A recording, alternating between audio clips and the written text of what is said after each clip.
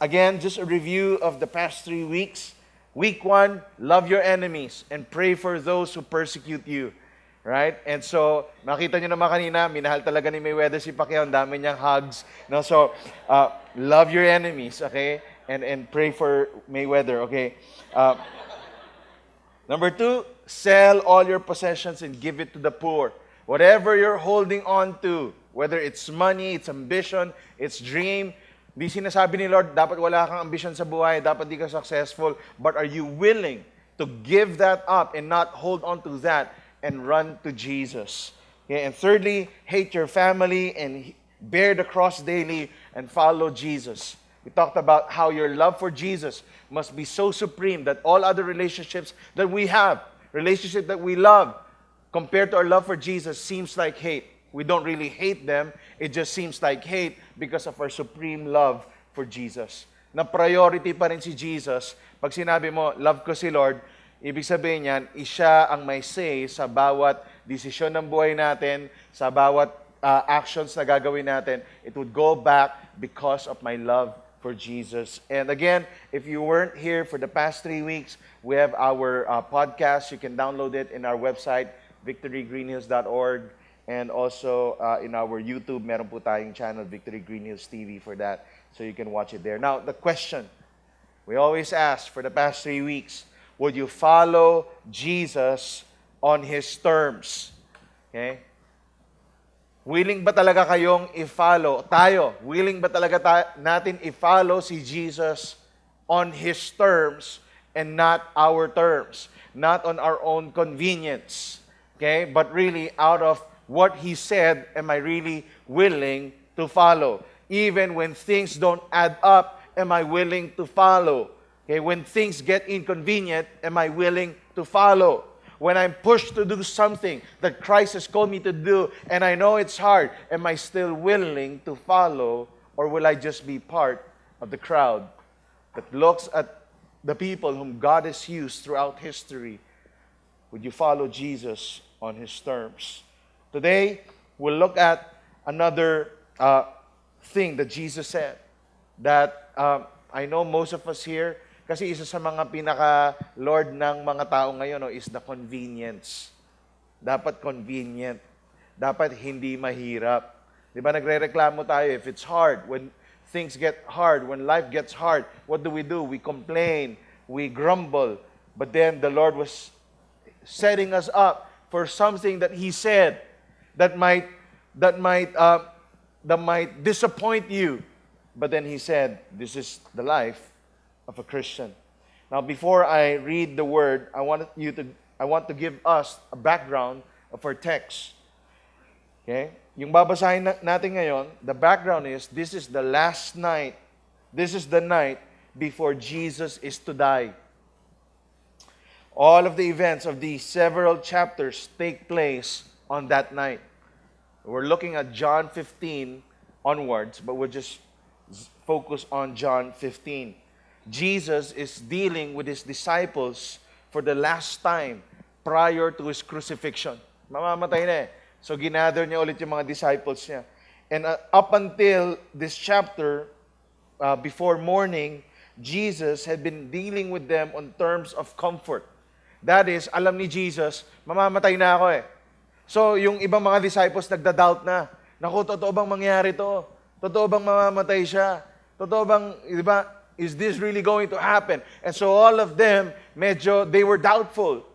Some were fighting it, some were having tensions in their heart, whether this Jesus that we worship is really going to die. And they've never heard, yes, they heard it from Jesus after 3 days, arise again. But for most of them, it's like, we've never heard that. That's bago yan. It's news for us. Right? And I'm not sure kung talaga nga mabubuhay si Jesus after 3 days. And so all this time, yung mga message sa kanila ni Jesus, medyo words of comfort and cheesiness na. Love ko kayo, di ba? Love each other, you know, I'll be here for you. And Jesus would give them those pep talks because they knew that Jesus was about to enter the darkest moments of His life. And because the disciples, tinaya nila yung buhay nila kay Jesus, they're also entering into the darkest moments of their lives because Jesus is about to be crucified. And so he was comforting them. And I want us to jump up from that. In John 15, Jesus was talking to the disciples and said, "As the Father has loved me, so I have loved you. Abide in my love. If you keep my commandments, you will abide in my love, just as I have kept my Father's commandments and abide in His love." The context here was Jesus was about to die. Sabi ni Lord, alam mo, mahirap to, no? But I'm abiding in the Father's love. Now, the same way, abide in my love. Don't let go of the faith. Things will get harder from this day on. Abide in my love. The same way I've abide in the love of the Father. These things I've spoken to you, that my joy may be in you, and that your joy may be full. He was saying, even though tough times are coming, I'm saying this so that your joy may be full. You know the reason why we did 4 weeks of the hardest messages that Jesus ever preached on planet Earth? It's because of this, that your joy may be full. When we preach up here, when Jesus preached to the disciples and had his talk with the disciples, it wasn't to, tickle them and entertain them. It was to make their joy complete. Ibig sabihin, may mga bagay sa mundo, mahirap talagang nguyain. But it is not for your happiness. It's for your joy. The reason we're preaching, the reason we confront sin, the reason we push you to discipleship, kaya kahit na mukhang makulit, kulit, panay discipleship naman. It is for your joy. It is for your joy. You might not be happy with it. Go and sell your possessions and give it to the poor. Parang, grabe naman. Di ba? You won't be happy, but it is actually for your joy. Because the end result of that is, you won't now hold on to money, you'll hold on to Jesus. Hindi ka sisirain ng pera. Pag dumating yung pera, alam mo yung purpose ng pera. It is for your joy. And sometimes happiness and joy don't see each other. You can be happy now, but doesn't mean you'll be full of joy. Right? And again, sorry with the Pacquiao illustrations. Diba? Manalo, matalo, makita mo, he'll move on. Am I right? He'll move on. Why? Because there's joy. He understands his purpose in life. His life is not defined by a fight. The same way your life is not defined by a failure, you can move on. Why? Because your joy is in Christ. And your joy may be full. And this was what Jesus was saying. This is going to be the toughest week of our lives. But I'm saying this to you so that your joy may be full. That your joy may be complete. It's going to be hard, but I promise there's going to be joy. Not happiness, joy. Joy means even in the midst of trials and persecution, there would be joy. There would be a smile in your face that couldn't be erased because your joy is complete. This is my commandment, that you love one another as I have loved you. The theme that Jesus was telling them was, know this, my disciples, I love you. But, and then he moves on. Now, I won't go through all of John 15. Was telling here how he would lay down his life for his friend. Greater love is no man than this, that he would lay down his life for his friend. Okay, yan yung verse na yon. Now, let me jump off to verse 18. Sabi niya, okay, so now I've established, love ko kayo, love each other, that your joy may be complete. It's gonna be tough, but, let's stick together. And he says, if the world hates you, okay, know that it has hated me before it hated you. If you were of the world would love you as its own. But because you are not of the world, but I chose you out of the world, therefore the world hates you. Ano sabi ni Lord? Sabi niya, ang mundo, the world will hate you. Your standards, the world will hate you. Your faith, speak of your faith to the world will hate you. But, wag kayo masyadong emo. It has hated me first. You see, I'm so good, I'm benevolent, I'm God, I'm gracious, but the world hated me. The world thinks I'm a joke. And now you follow me, you're a joke. According to the world. The world hates you. But first, it hated me. Now, if you were of the world, you can't love me. Mahirap yan. Hindi kaya yun. Right? But I chose you out of this world. Therefore, the world hates you. Jesus is saying, friendship with me comes with a hefty price tag. Want to be friends with me? You want to follow me? It will come at a heavy price. And the price is what? The world's hatred. The world will hate you. Jesus wants you to be forewarned. In some circles, you will be what? Public enemy number 1 because of your faith. Mabait yan, pero and people would say that. People would laugh at us because of our faith. Anong trabaho mo? Pastor. Ano pang trabaho mo? Pastor? O nga, ano pang ibang ginagawa mo? Why? It's a joke for the world. You pastor? What? It's a joke. And I think that it's okay. I don't take it personally. It's just part of the job. The world would hate you. The world cannot understand you. Jesus insists that his disciples are no longer of the world. They may be in this world, but they are not of the world. Those who are of the world are loved by the world, but the world's love is fleeting. We're not of the world. I remember when I was a young Christian, may isang grupo, ang plano nila was, kasi ganito minsan yung mga, here are some of our first world Christian problems. Okay? I'll tell you some of our first world. Alam mo, feeling kasi nila mga Christians corny. We're not that cool. Why don't we create a bar where it's Christian? Or a party that's Christian. Walang beer, but we can listen to the music and groove. Pero cool. Di ba? Why are you trying to prove that Christianity is cool? It's not cool. The world will hate you. I was part of those Christians who think that way before. Oh yeah, let's start a Christian bar. Come on. What happened? After a year, it closed. Why? We're not cool. We're corny. Blinking lights without the beer? Come on. God is good all the time. Come on. It's not cool. Okay, it's not cool. No, let's get the latest jars of clay, It's not cool. We're not here to fight with the coolness of the world. Jesus did not die to make you cool. Cool. Sorry, fill in the blanks yan eh.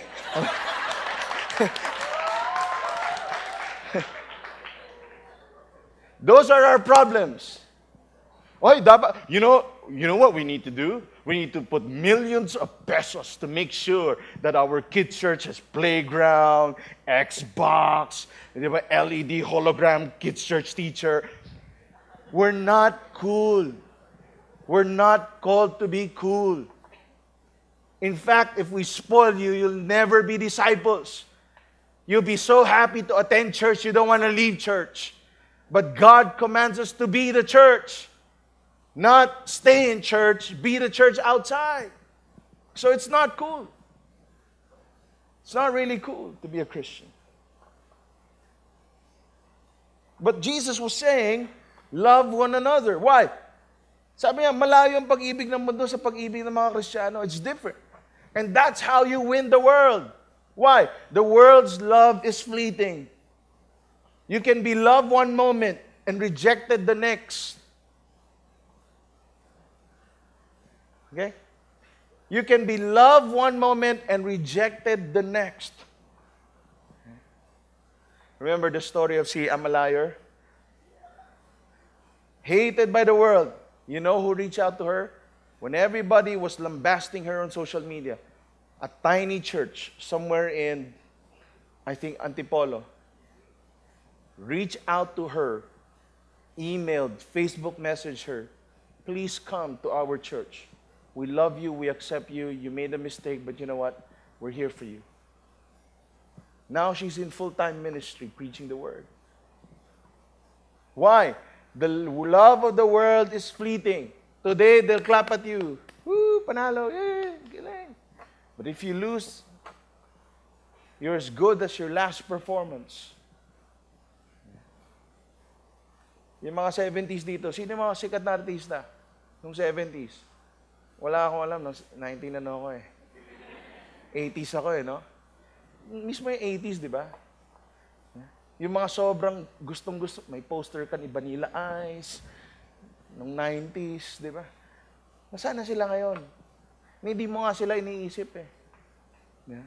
Why? The world's love is fleeting. Nalo ka na ng boxing, binubuka pa. The world's love is fleeting. Really. I'm telling you. Really. It's a sad picture of the world. That's the best the world offers. Really. You just won the biggest event of your life and people are booing you. Panalo ka pa nun, ha? The world will hate you. Why? The world's love is fleeting. That's how the world's love is. And so Jesus says, love each other because that's about all you're going to have in this world. Your love for each other because of me. Kayo magsama-sama, mga Kristiyano. Tayo dapat nagmamahalan. Hindi tayo nagbabangayan. Right? We love each other. We stick together. The world is going to hate you. The world is going to kill you. You stick together. And what did they do? They stick together. They did. 11 disciples sticking together when Jesus died. What happened with the disciples? Paul was beheaded by Nero. Andrew persisted in preaching and was ordered to be crucified, and he was fastened with cords and put a cross.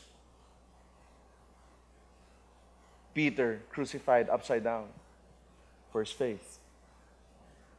Siya nag-request na because he wasn't worthy to be crucified like Christ. These people died because of the faith. And so they suffered the hatred of the world. And so when Jesus said, and I command you, love one another, it is really a call to be part of community. Why? You'll be persecuted. Christians, brothers, sisters, maiyak kayo pag hindi kayo napapersecute. Ibig sabihin, pag nakita ka ng demonyo, ay okay na, ginagawa niya na trabaho natin. Huwag mo naguluhin, sayang oras mo dyan. Dito ka, be productive. Ganon. Why? There's no persecution. You've embraced a Christianity that has all the form but no power in it. Wala. Hindi ka hirap. Ba't ka pa persecute? Umaattend ka lang ng church every Sunday. Okay na yan. Pa-attend mo na ng church yan. Nananahimik na yan. Yeah. What's there to persecute? Nothing to persecute. Sunday Christians will never be persecuted. That's why worry if you're not persecuted.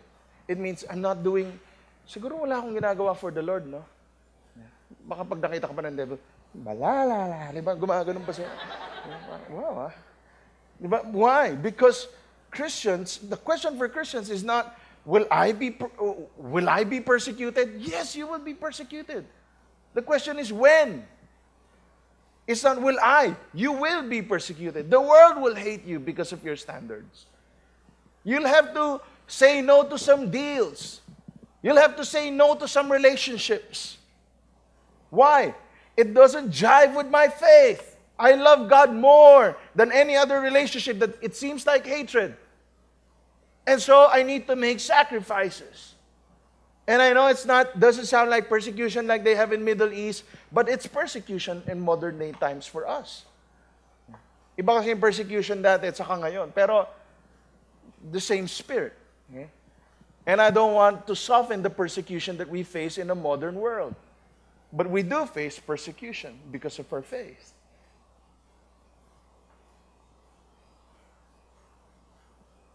Jesus was saying, no one can exist without love. So love one another. Bakit? Kayo lang. Magtutulungan. Sino pa? Sino ba tutulong sa'yo? Pag niloloko ka na ng mundo because of your faith. Church community will. And so love one another. 1 John 2:15-17. It says, do not love the world or the things in the world. If anyone loves the world, the love of the Father is not in him. For all that is in the world, the lust of the flesh, the lust of the eyes, the pride of life, is not of the Father, but is of the world. And the world passes away, and the lust of it. But he who does the will of God abides forever. What was Jesus saying here? The word's love first is conditional. If you want to be loved by the world, you need to do what the world does. Para mahalin ka ng mundo. The world will love you if you follow the ways of the world. In other words, the reason you shouldn't love the world is that you can't love the world and God at the same time. Hindi kaya eh. Sobrang layo ng values. It can't. It will clash. So you can't say, makamundo ako pero makadiyos din ako. Mahirap yan. Imposible yan. Magkla-clash yung values nyo. They don't see eye to eye. Because love for the world pushes out the love for God. And love for God pushes out the love for the world. And so you have to make a decision now. Okay? You can love the world, you'll have no persecution, but you have to do what the world does. Or you love God, there will be persecution. But Jesus said, I would love you to the very end. Centuries ago, a wealthy young Christian was in love, engaged to be married, had everything going for him. But he lived in the Roman Empire, and the emperor had declared Christianity to be an illegal religion. Saying Caesar is Lord like everyone else would have made him politically correct, but he would not say it. Instead, he said, Jesus is Lord. He was, by virtue of his faith in Jesus, guilty of treason. Kasi dati, kailangan mo sabihin, Caesar is Lord. Pag di mo sabihin yan, patay ka. As a Christian, di niya kaya. Kasi alam niya, Jesus is Lord. Sa world, political. Sa kanya, spiritual. As the story goes, this young man was arrested in a crackdown against Christians. While awaiting execution in the arena, he wrote love letters to his fiancée. They were beautiful, passionate letters assuring her of his great love for her. But the two were never married. For in AD 269, the young man was put to death for being a Christian. His name was Valentine. And the day of his execution was February 14, 32 AD. Valentine's Day is not about chocolates and roses and expensive dates. It's about a man who chose to love God more than his fiancée. Imagine. That's the spirit of Valentine. The reason we have Valentines. Now, guys, this is not an excuse not to spend on Valentines. This is the day of the Lord, my wife. Let's worship God for free.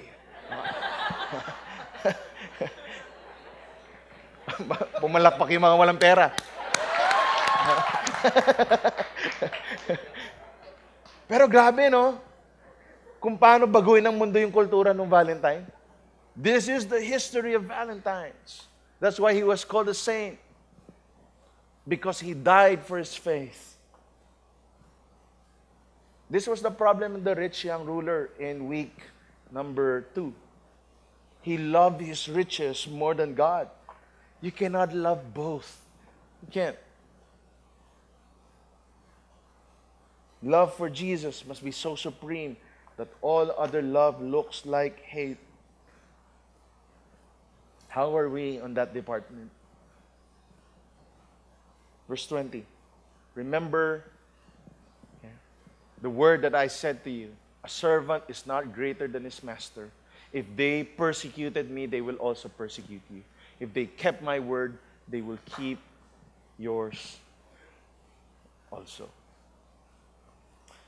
What that means is our identification with Christ brings about persecution. You want to be identified with Christ? You want to boldly declare to the world that you're a Christian? You will be persecuted. Again, as what I said, modern day persecution yung sa atin dahil sa ano tayo urban city tayo Diba? Hindi tayo tulad sa iba. But meron pa rin tayo mga persecution because of our faith and the standards and the values that we live by. You would be persecuted. Okay. Here is the story. This is the story of a modern day persecution. I was thinking of others. I know I could tell you a lot from our missionaries to our pastors, but I wanted something that's more, yung talagang modern day persecution that you might face. I might not face this because I don't work in the marketplace, but this is a story of a couple who experienced persecution because of their faith. I want you to watch this. This is around 4 minutes, but then I want you to watch this just to see what a modern day persecution is because of you standing for your faith and your beliefs. This is really hard. We're just trying to live our faith. We've been mischaracterized. I mean, served gays on many different occasions. There was never any intention on hurting these two girls, ever. We're not those type of people. We had a booming business. It was good. When we opened the shop up, we thought it was going to be something to provide for the family, income. Some of my favorite memories, and this probably sounds really silly, but when my daughter would be helping out, we'd get into frosting fights. I actually had the thought of my kids, kind of taking over and being able to pass something like that onto them. A girl and her mom showed up. Like any other time, I asked what the bride and groom's names were, and she informed me at that point that it was two brides. I was very apologetic, did not want to hurt her feelings. I said, I'm sorry, we don't do cakes for same-sex weddings. That was the last I had seen or heard from anybody in the situation for about 2 weeks when I received a complaint with the Department of Justice in the mail. I was not even aware at the time that Oregon had anything on the statute. They would have prohibited me from turning down the order. After this happened, we had a lot of protests going on down right over on the street. After the issues with the referrals, the lack of wedding business, because of that, we did make the choice to close the shop on September 1st, 2013. The state has brought charges, multiple charges against Aaron and Melissa Klein, and the complainants have stated that they have damages, emotional, mental, and physical damages that would add up to $150,000.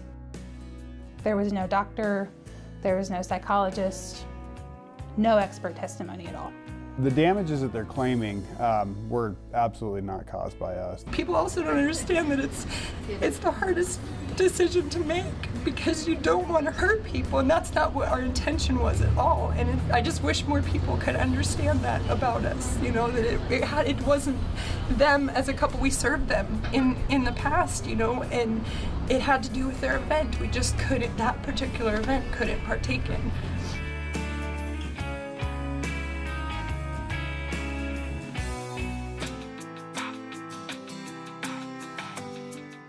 He had to take a job being he's a garbage guy, and Garbage guy. Garbage guy. And from what we were making from the shop compared to now, it's like our income is About half. The government's not just going after Aaron and Melissa's business assets, it's going after them individually. We're talking about a person's paycheck. We have the state saying, for my kids, they're going to be punished for the choice I made.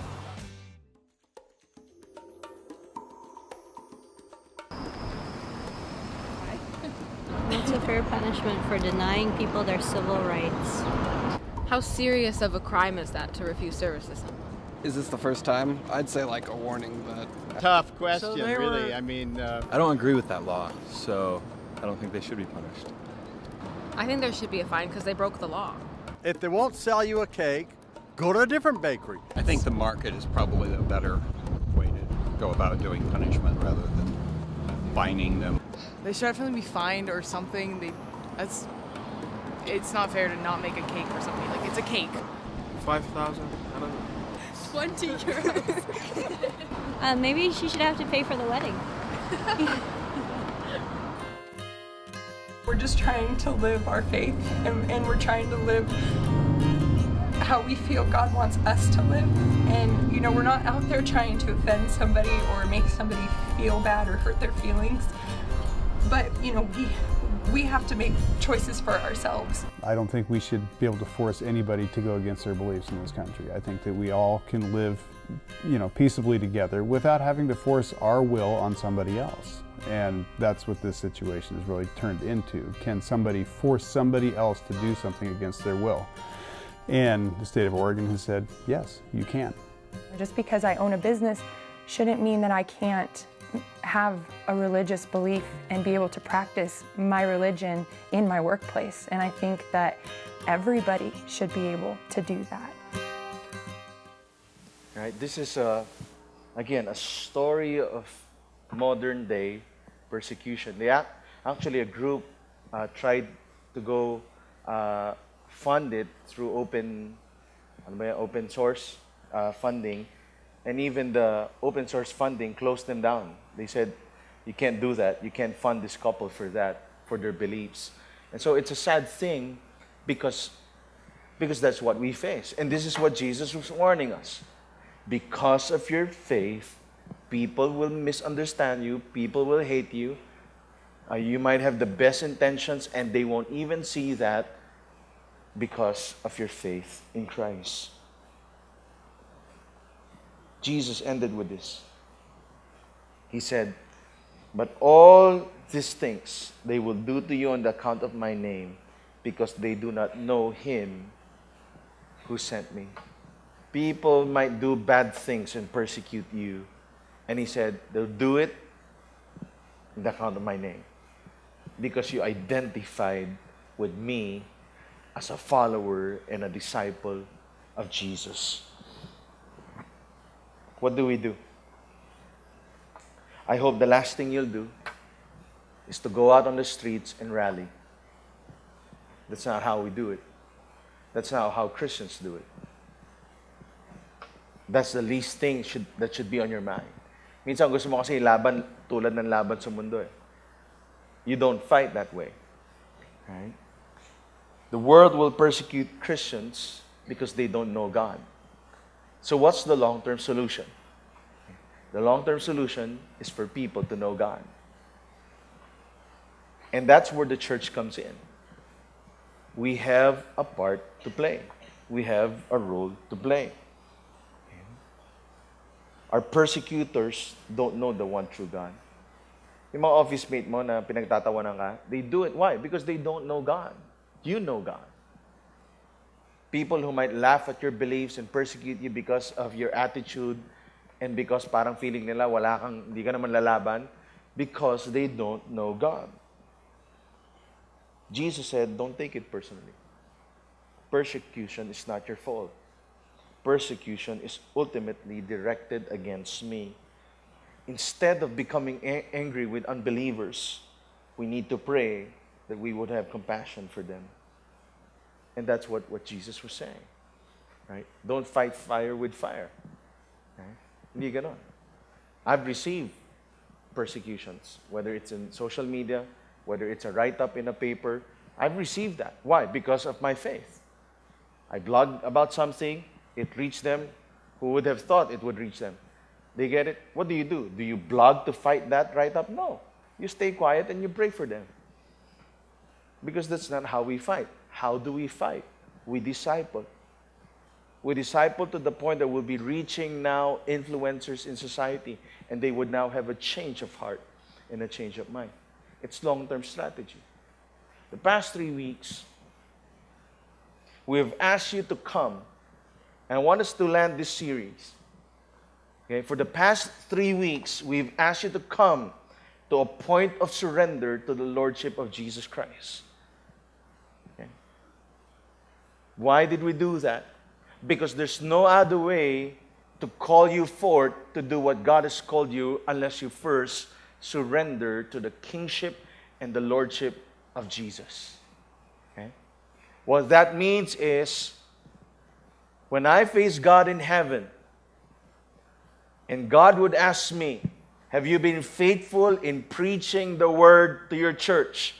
I would have a clear conscience and say, Lord, I've done everything from the pulpit to discipleship groups and victory groups, and we've never lacked anything. As shepherds of the flock, not to challenge our people, to move beyond comfort and convenience, and really live out their faith in this world.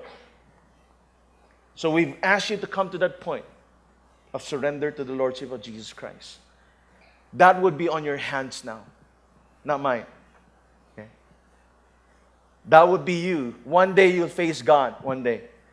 Okay? And you would be accountable to your own answer and to your own decisions today, not in the future, today.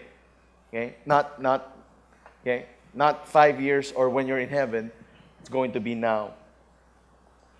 Today, Jesus ended, or we ended this series, not Jesus, by Jesus stating how the world is and the state of the world and the action we need to make Jesus known.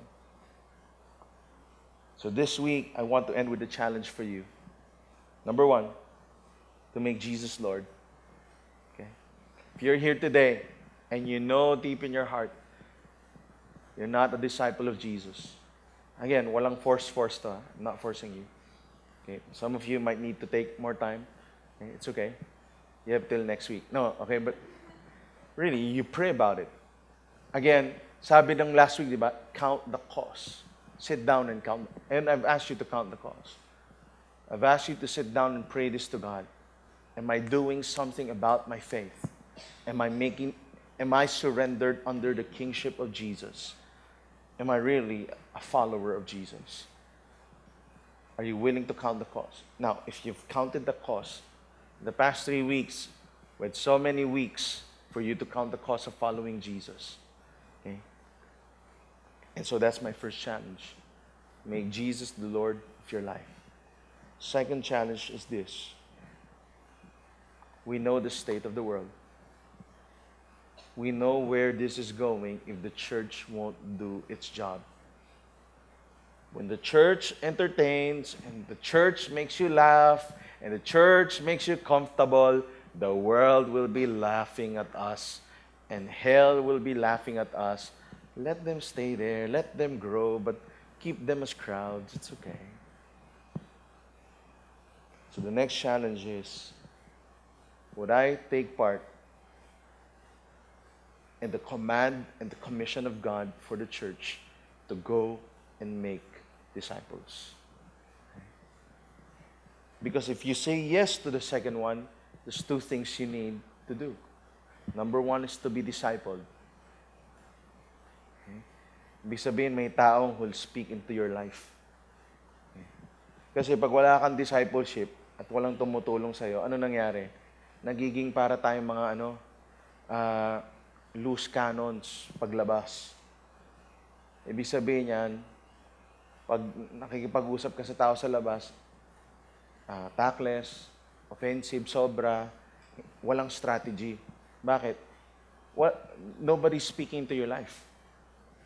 It's all zeal without strategy, without covering from the local church. We don't want you to do that. We have a lot of that already. Okay? Christians who are destroying Christ's name, but it's useless what they're doing. Nobody's listening. Why?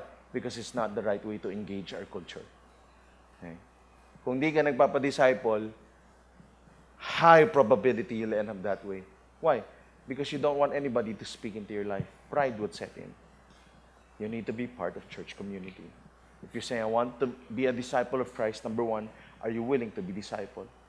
Secondly, are you willing that when you start to join, we have victory groups. Okay? We have 343 victory groups. Siguro ngayon around 360, 70 victory groups already. All our victory groups are not designed for Bible studies. What am I saying? Do we study the Bible? Yes, we study the Bible. But it's not designed to be a classroom Bible study. Our victory groups are not designed to be a care group, okay? Which means group hugs or It's all comforting. 52 times in a year, we comfort you every week because of the problems you're facing, and we don't want you to move on or else we cannot comfort you anymore. Victory groups is not designed that way. Do we care in victory groups? Yes, we do. Do we cry with people in victory groups? Yes, we do. But that's not the design of discipleship. Victory group is designed that when you come, you not only study the Bible, not only do you have church community that cares for you, but we're going to train and equip you to go and make disciples, to be the church. And that's what Victory Group is. And that's what we're offering as a church. For you to be more, not to do more, to be more of how God has designed you as a Christian. To take on Christ's commission, to honor God and make disciples of all nations. Nagagamiti kayo ni Lord. Inaantay lang naman ni Lord kung willing ka o hindi. Ready na si Lord. Pati kami, ready na kami gamitin kayo for God's kingdom. Really. It's exciting.